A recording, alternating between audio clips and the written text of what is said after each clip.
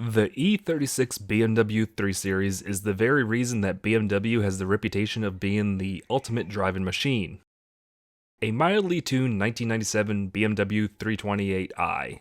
When you think of BMW, it's probably an E36.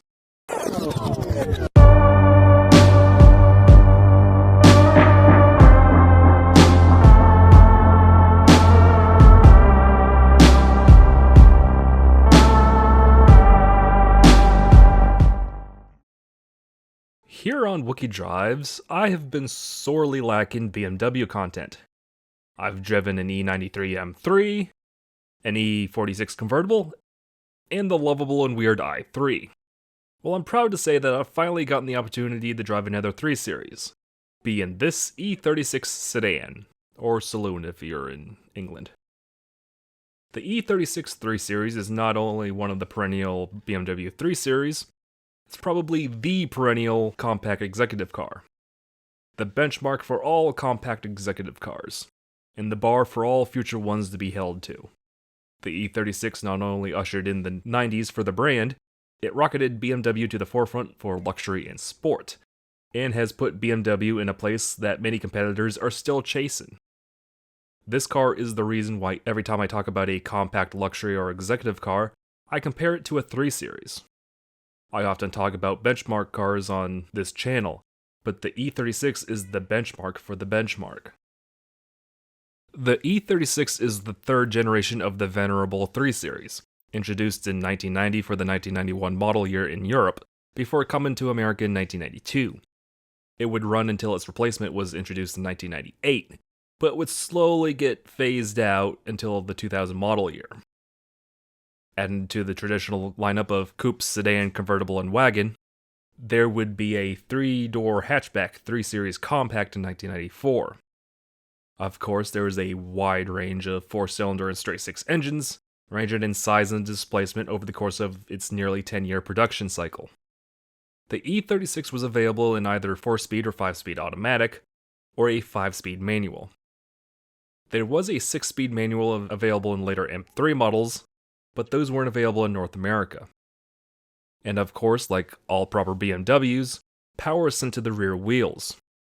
All-wheel drive was available in the earlier E30 and later E46 3 Series, but was not available in the E36.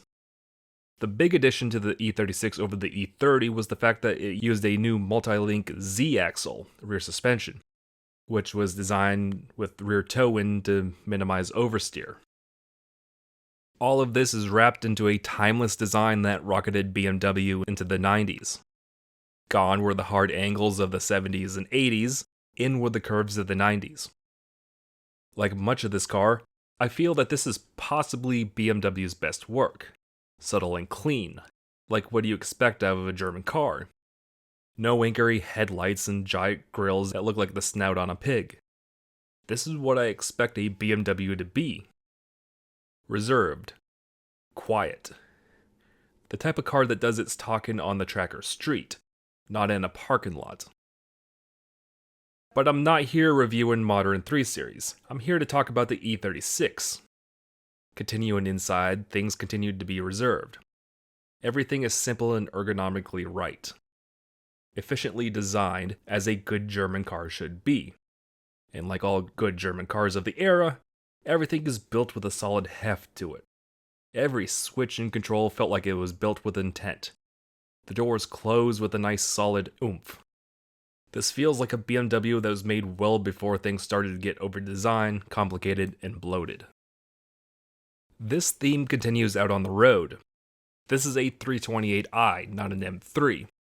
So while it's not particularly fast in a modern or sporty sense, the M52B26 straight 6 has a lovely smoothness to it. The steering feels accurate while maintaining a heft that makes you feel like you're in direct control, rather than feeling artificially weighed like you'd feel on some modern cars. And the suspension, despite being an aftermarket one, feels incredibly smooth. It doesn't beat you up over rougher roads. And those old leather bucket seats provide some fantastic support. It didn't wow me like the R32 Skyline or Evo 4.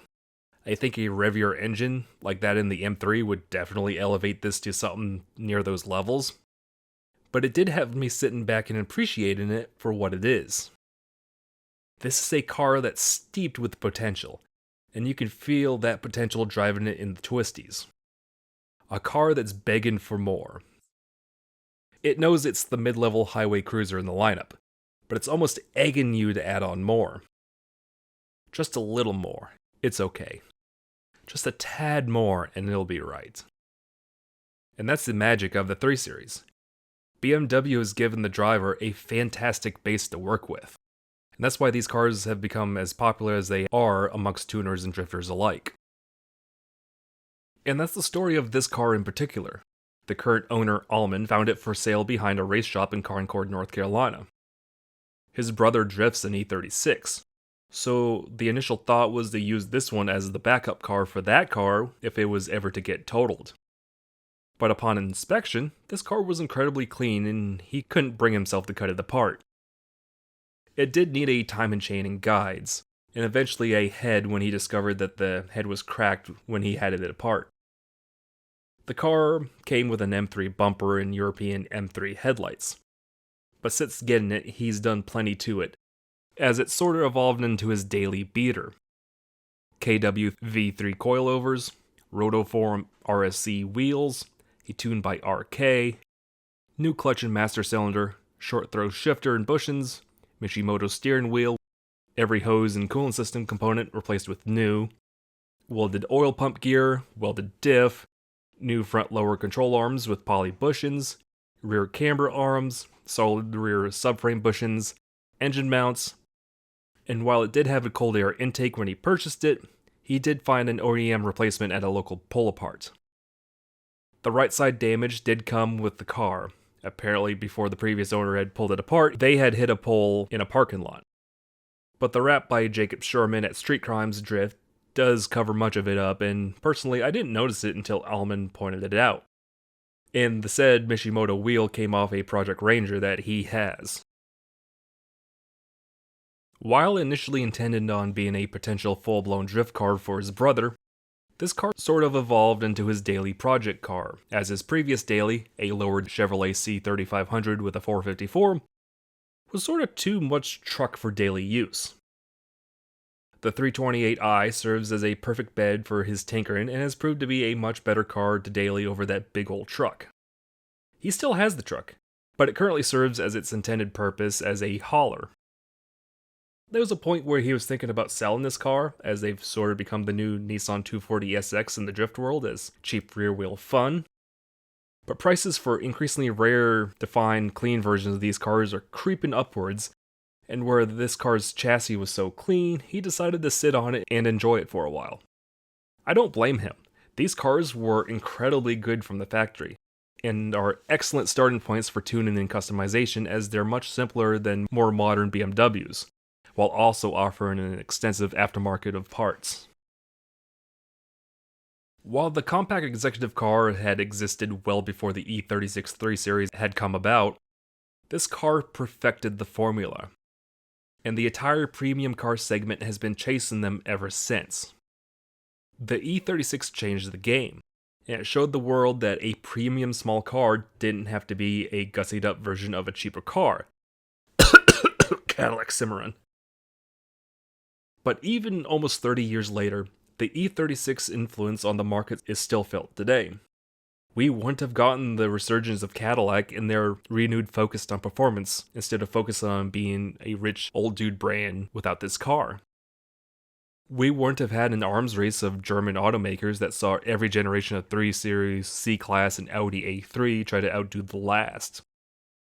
And we wouldn't have had the newer Japanese and Korean brands coming out with their takes on the compact executive car, and see stuff like Nissan finally to bring in the Skyline to America in some fashion with the Infiniti G-Line.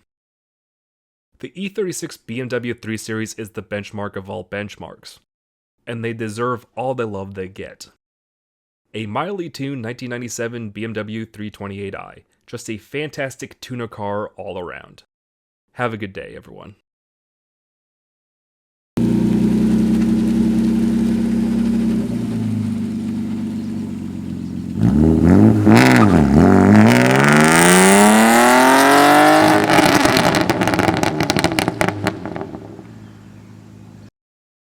Thank you once again for watching another episode of Wookie Drives. Big shout out to Allman of Mooresville, North Carolina for letting me drive his tuner BMW for this show.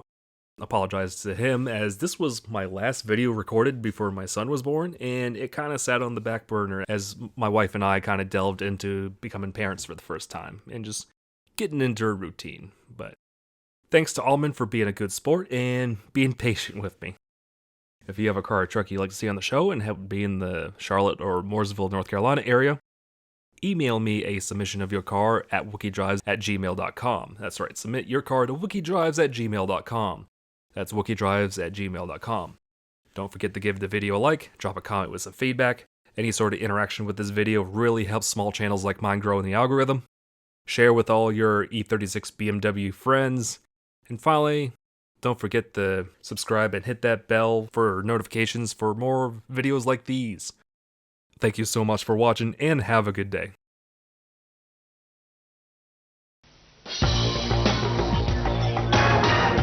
In the latest BMW 3 Series, as in any BMW, driving is not just something you do.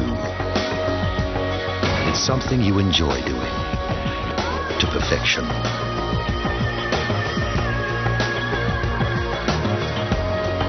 The new 1997 BMW 3 Series.